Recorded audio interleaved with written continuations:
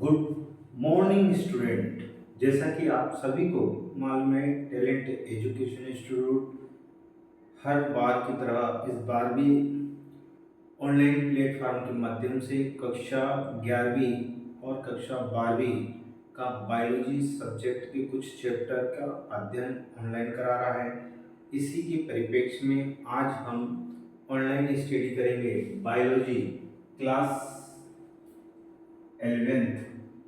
ठीक है, 11th का चैप्टर है cell biology. Cell biology cell biology ठीक है। सेल बायोलॉजी को क्या कहते हैं हिंदी में? तो कोशिका विज्ञान। कोशिका विज्ञान। इस कोशिका विज्ञान में हम अध्ययन करेंगे किसका? तो आप याद रखना, कोशिकाओं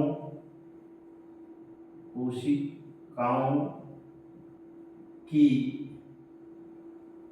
संरचना और उसके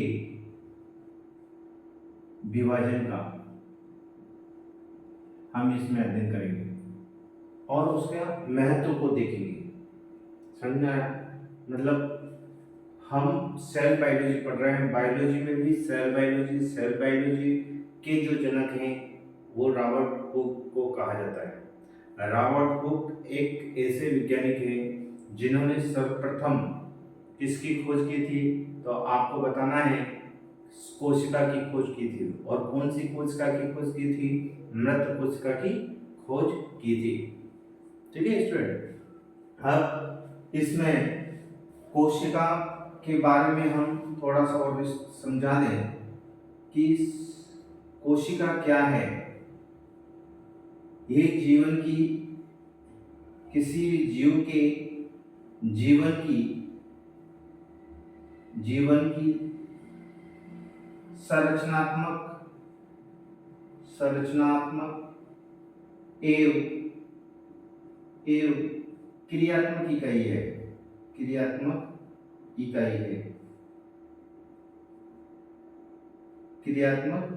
इकाई है। मतलब यह एक छोटी सी इकाई है जिसमें जीव की संरचना बनाने की क्षमता और जीव के कार्य करने की क्षमता जो उत्पन्न होती है वो उसके कोशिका से होती है। इसलिए जीव के जीवन की संरचनात्मक और क्रियात्मक इकाई को किसको कहते हैं? तो आपको बताना है कोशिका। अब देखो ध्यान से समझना स्टूडेंट, ये जो कोशिका है वो कोशिकाओं के समूह को हम क्या कहते हैं? उत्तक। और उत्तक के समूह को हम क्या कहते हैं? अंग। और अंगों के समूह को काय का निर्माण होता है स्टूडेंट? शरीर का निर्माण हो जाता है। तो कोई पूछता है, यदि हमारे से कोई पूछता है कि भैया शरीर का निर्माण कैसे होता है, तो बहुत सारी कोशिकाएं आपस में मिलकर उत्तक बनाती है और उत्तक आपस में मिलकर अंग बनाते हैं और अंग आपस में मिलकर शरीर का निर्माण करते हैं। Okay student. अब यहीं पर कोशिका के आधार पर जो जीव होते हैं वह दो प्रकार के होते हैं। जो जीव होते हैं वो कितने प्रकार के होते हैं? दो प्रकार के, संख्या के आधार पर। एक कोशिकीय जीव होता है, एक कोशिकीय जीव, और दूसरा होता है बहुकोशिकीय जीव। तो कोई पूछे कि एक कोशिकीय जीव और बहुकोशिकीय जीव किसे कहते हैं, तो आपको बताना है ऐसे जीव जिनका शरीर एक कोशिकाओं से मिलकर बना होता है उसे एक कोशिकीय जीव कहते हैं। और ऐसे जीव जिनका शरीर बहुत सारी कोशिकाओं से मिलकर बना होता है बहुकोशिकीय जीव कहलाते हैं। और बहुकोशिकीय जीवों में हम सबसे दो सजीवों को देखते हैं, जंतु और पादप। तो आपको क्वेश्चन पूछा जाएगा, जंतु, सभी प्रकार के जंतु और सभी प्रकार के जो पादप होते हैं वो किस श्रेणी के जीव हैं? तो बहुकोशिकीय श्रेणी के जीव है। ठीक है स्टूडेंट। और एक कोशिकीय जीव किसे कहते हैं? जिनका शरीर एक कोशिकाओं से मिलकर बना होता है, वह एक कोशिकीय जीव कहलाते हैं। ठीक है, एक कोशिकाओं से मिलकर बना होता है, एक कोशिका रहती है केवल। जैसे उदाहरण के लिए हमको यहाँ पर याद रखना है जीवाणु। जीवाणु क्या है? एक कोशिकीय जीव है। जीवाणु क्या है? एक प्रकार का एक कोशिकीय जीव है। तो इस प्रकार से आपको यहाँ पर याद रखना है। और रॉबर्ट हुक को याद रखना है। रॉबर्ट हुक एक वैज्ञानिक हैं जिन्होंने सर्वप्रथम मृत कोशिका की खोज की थी। ठीक है, आगे हम देखते हैं। राइट नाउ स्टूडेंट, अब हमने देखा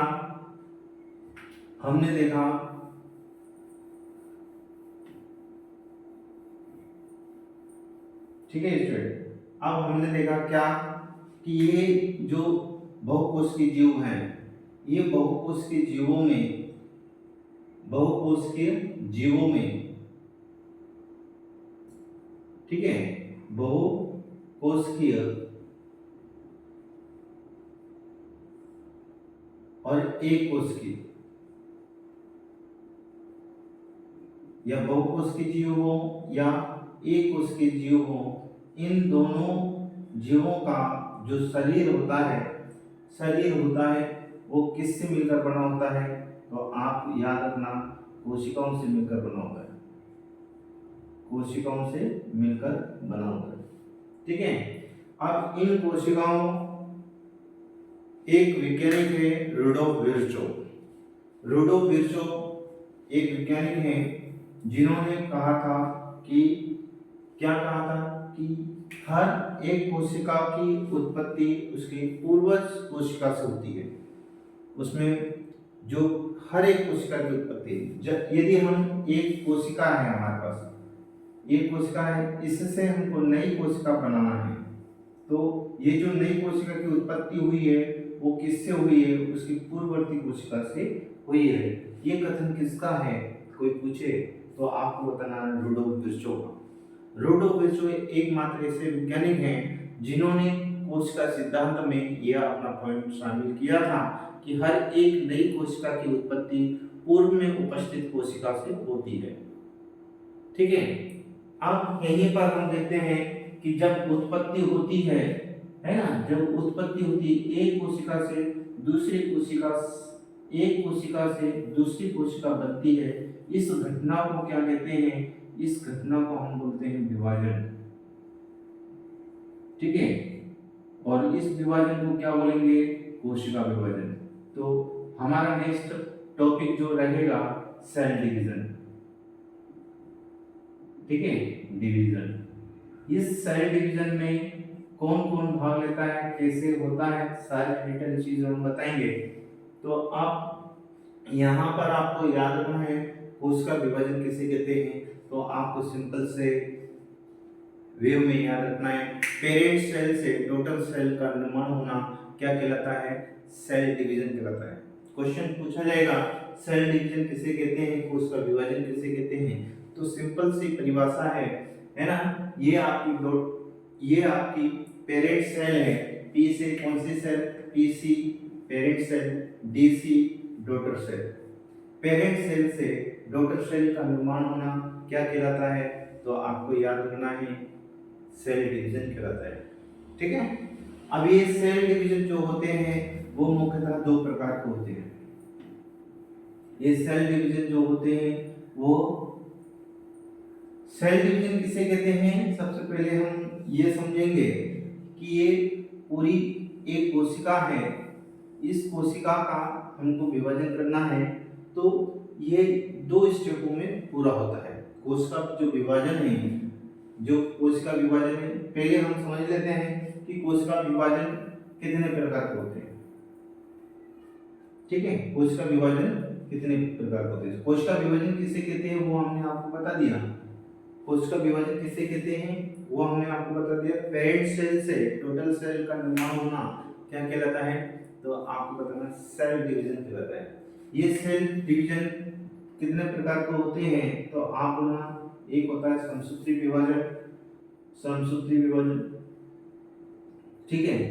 दूसरा बोलना अर्धसूत्री विभाजन, अर्धसूत्री विभाजन, सूत्री विभाजन, और एक बोलना असूत्री विभाजन, असूत्री विभाजन,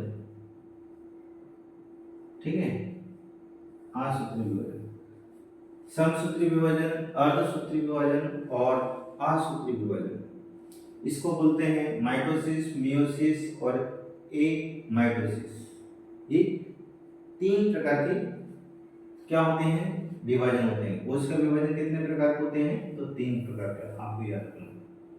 हमारे शरीर में दो प्रकार की कोशिकाएं मुख्यतः पाई जाती हैं। कौन कौन सी? एक देही कोशिका पाई जाती है, देही कोशिका, देही कोशिका, और दूसरी लैंगिक कोशिकाएं पाई जाती हैं, लैंगिक कोशिका, ठीक है। तो क्वेश्चन पूछा जाता है दैहिक कोशिका में कौन सा विभाजन होता है, तो दैहिक कोशिका में जो विभाजन होता है उसको समसूत्री विभाजन कहते हैं। यहाँ पर गुणसूत्रों की संख्या विभाजन में बराबर होती है, इसलिए इसको समसूत्री विभाजन कहते हैं, ठीक है। दैहिक कोशिका में पाई जाती है, दैहिक कोशिका में, और असूत्री विभाजन होता है वो किस में पाया जाता है, लैंगिक कोशिकाओं, और जो असूत्री विभाजन होता है वो किसमें पाया जाता है, वेट्रेक्टिव कोशिका में, कायिकी, कायिकी या वर्धी, वर्धी कोशिकाओं में। तो समझ में आया स्टूडेंट? यहाँ पर गुणसूत्रों की संख्या समान होती है, समान होती है। यहाँ पर गुणसूत्र आधे हो जाते हैं, यहाँ पर गुणसूत्रों की संख्या में कोई प्रभाव नहीं पड़ता है।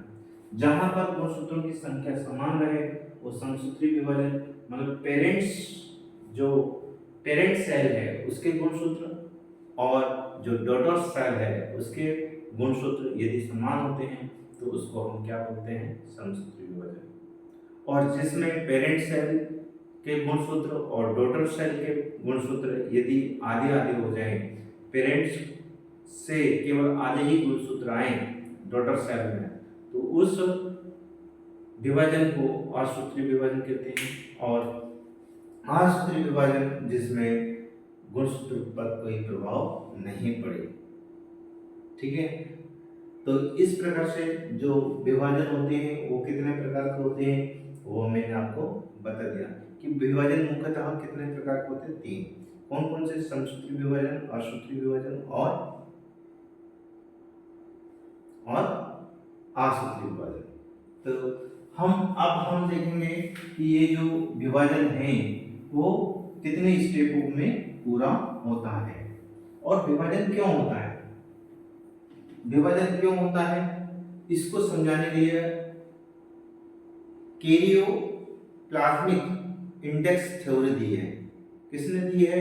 हार्टविग ने। हार्टविग एक वैज्ञानिक हैं जिन्होंने कैरियो प्लाज्मिक इंडेक्स थ्योरी दी है, जिसको हम डिटेल देखेंगे। अब हम आपको बता दें इसमें क्या होता है। यदि कोशिका द्रव बढ़ेगा, यदि किसी सेल में कोशिका द्रव बढ़ता है तो कोशिका विभाजन भी बढ़ेगा, ठीक है। कोशिका द्रव बढ़ेगा तो कोशिका विभाजन निश्चित होगा। यदि कोशिका द्रव कम है तो कोशिका विभाजन नहीं होगा, ये आपको याद रखना है। यदि बढ़ेगा तो कोशिका विभाजन होगा, यदि कोशिका द्रव कम है तो विभाजन नहीं होगा। ये किसकी थ्योरी है? कैरियो प्लाज्मिक इंडेक्स थ्योरी है। कैरियो प्लाज्मिक इंडेक्स थ्योरी किसने दी थी? तो आपको बताना हार्टविग ने दी थी। किसने दी थी? हार्टविग ने। तो हार्टविज कौन है? एक वैज्ञानिक है जिन्होंने ये थ्योरी दी थी। इन्होंने कहा था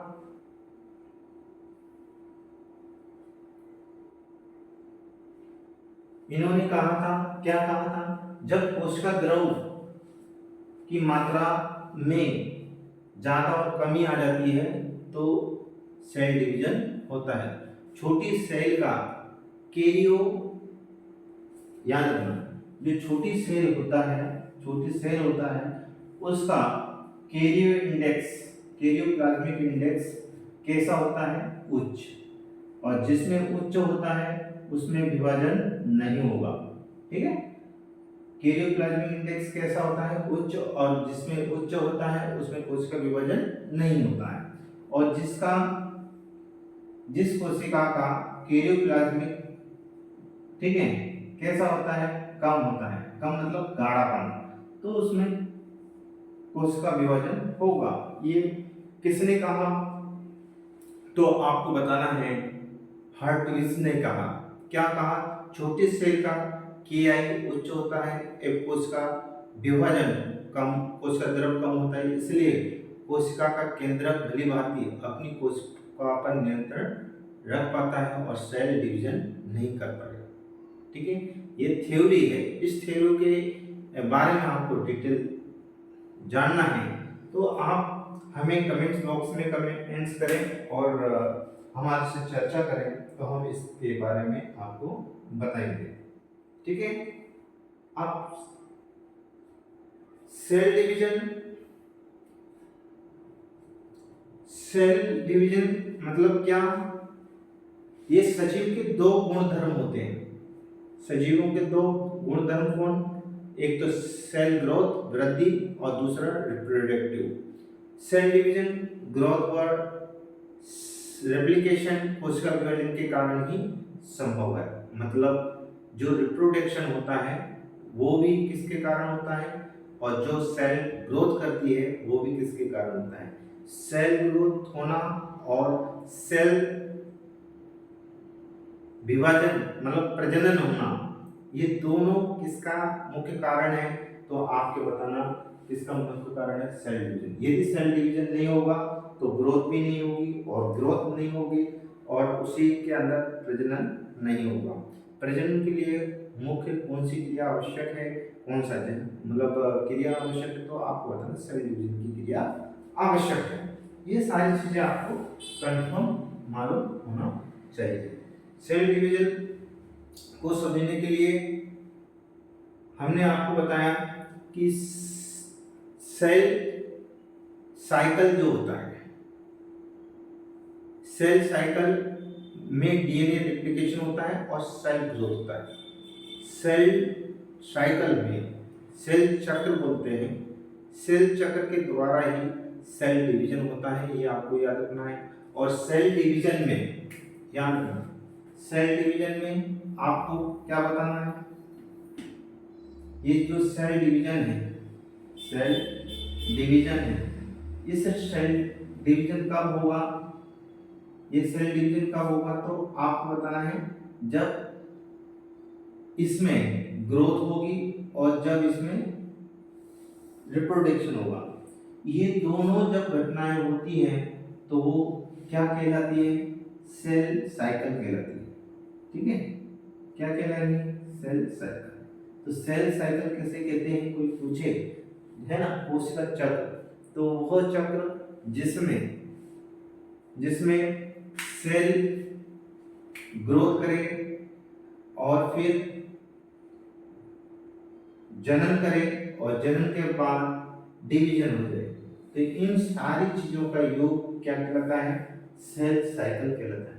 मतलब कहने का अर्थ क्या है कि सेल साइकिल में DNA का रेप्लिकेशन होता है और सेल ग्रोथ होती है और सेल डिवीजन के लिए आवश्यक पदार्थों का निर्माण होता है, अंत में सेल डिवीजन हो जाता है। इसी का संपूर्ण योग क्या कहलाता है?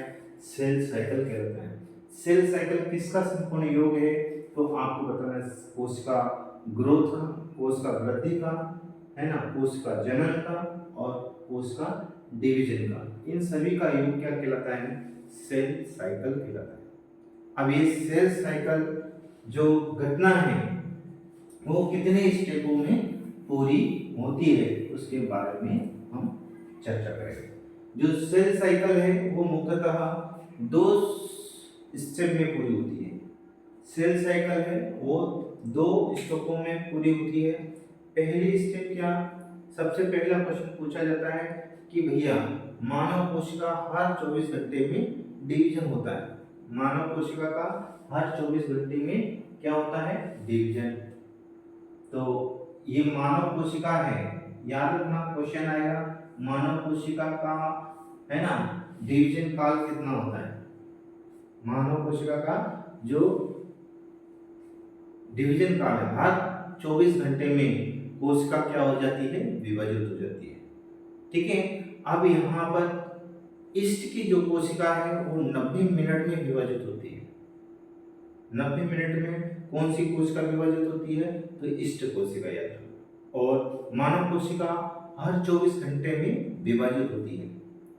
ठीक है, हम देखते हैं कि छोटे जो बच्चे होते हैं उसमें ग्रोथ करने की क्षमता ज़्यादा होती है, उसमें सेल डिवीजन ज़्यादा होता है। ठीक है, और उसमें नई नई कोशिकाएं परिपक्व होती हैं। ठीक है, तो यहाँ पर सेल साइकिल जो होता है यह 24 घंटे में, हर एक 24 घंटे में सेल डिवीजन होगा। और एक ईस्ट कोशिका है, ईस्ट कोशिका में 90 मिनट में सेल डिवीजन होगा। तो दोनों महत्वपूर्ण क्वेश्चन है, प्राथमिक परीक्षा चयन परीक्षा में पूछे जाने वाले। तो इसको नोट डाउन कर लेना, याद रखना क्या पूछा जाएगा कि मानव शरीर की जो कोशिका है वो कितने समय में विभाजित होती है, दिया जाएगा 12 घंटे, 24 घंटे, 36 घंटे, है ना, 48 दिन। ठीक है, तो आपको 24 घंटे याद रखना। ठीक है, फिर नेक्स्ट आता है सेल साइकिल। सेल याद रखना, सेल साइकिल। ये सेल साइकिल क्या है स्टूडेंट, तो हमने बताया किस किस का योग बताया था, तो आप याद रखना इसमें डिवीजन भी होता है, इसमें रेप्लिकेशन रिप्रोडक्शन भी होता है और इसमें ग्रोथ भी होती है। जब ये तीनों क्रियाएं एक साथ होती हैं तो उसको सेल साइकिल कहते हैं। ठीक है, तो सेल साइकिल किसका योगफल है, डिवीजन भी होता है, रिप्रोडक्शन भी होता है और उसमें ग्रोथ भी होती है। ठीक है, अब ये जो सेल साइकिल है मुख्यतः 2 स्टेपों में काम करती है। इसकी 2 प्रावस्थाएं होती हैं। तो सेल साइकिल की 2 प्रावस्थाएं कौन कौन सी, एक होती है अंतरावस्था और दूसरी होती है मेंटावस्था। ठीक है, एम प्रावस्था, ठीक है, और अंतरावस्था। यहाँ पर याद रखना है जो अंतरावस्था होती है, याद रखना अंतरा अवस्था, जो अंतरावस्था होती है याद रखेंगे, अंतरावस्था होती है और दूसरा एम अप्रावस्था। ठीक है, इसको डिवीजन अवस्था के नाम से भी जानते हैं। इसमें 95% समय लगता है और इसमें केवल 5% समय लगता है।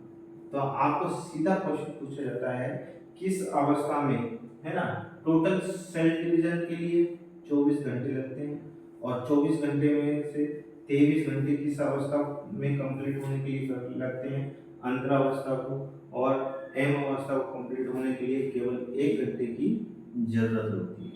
ये आपको याद रखना है। तो किस अवस्था में समय ज्यादा लगता है, कोशिका साइकिल की किस अवस्था में समय ज्यादा लगता है, तो आपको बताना है अंतरावस्था में और एम अवस्था में कम लगता है। ठीक है, याद रहेगा। आप सेल साइकिल पढ़ेंगे, इसमें कौन कौन सी अवस्थाएं होती हैं, क्या होती है, इसके बारे में और चर्चा कर लेते हैं। वीडियो लंबा हो रहा है इसलिए थोड़ा आप धैर्य रखिए, है ना। सेल साइकिल, कोशिका चक्र, याद रखना, इस चित्र को बनाते जाना। कोशिका चक्र क्या है, तो कोशिका चक्र 2 अवस्थाओं में होता है। एक तो उसकी अंतरावस्था होती है, अंतरा अवस्था, और एक होती है विभाजन अवस्था, विभाजन अवस्था। अब यहाँ पर ध्यान रखना, ठीक है, यहाँ पर याद रखना, ये जो अंतरावस्था है उसमें 3 मुख्य अवस्थाएं होती हैं, ठीक है। कितनी 3 अवस्थाएं होती हैं? 3 मुख्य अवस्थाएं होती हैं। कौन कौन सी? तो आपको बताना है G1, S और G2।